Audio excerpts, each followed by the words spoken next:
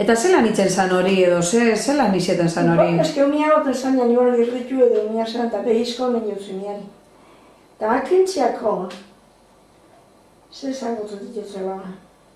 Behizko kentziako, eta umia gesotu edo espazan zeuze gaitik, eta behizko nien jutzen jan. Eta zelan ikerteako numeri begizko dekola? Esan umia gutertzen jan ondo hori zaten.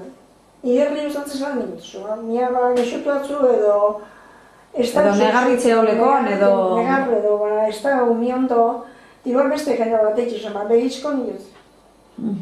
Igual erretu den tormezen jen nora bere, etorre duze baina... Eta nora eroten zan, orduan, umea? En general, ermintietara. Kasoteko, San Cristobal edo, kusuz, San Lorenzo edo, en general, nora promesa galze eroten. Bai. Baina, hori behizko, igual umia beste asuntu batetik izan nagoen kontreko.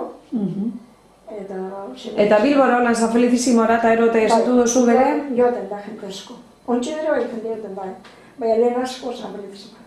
Asko. Eta umia eron ezin badaude, umia erropa bat egon eta egiten birgia. Ah, bai. Beran erropa bat hartute? Umia erropa bat egon.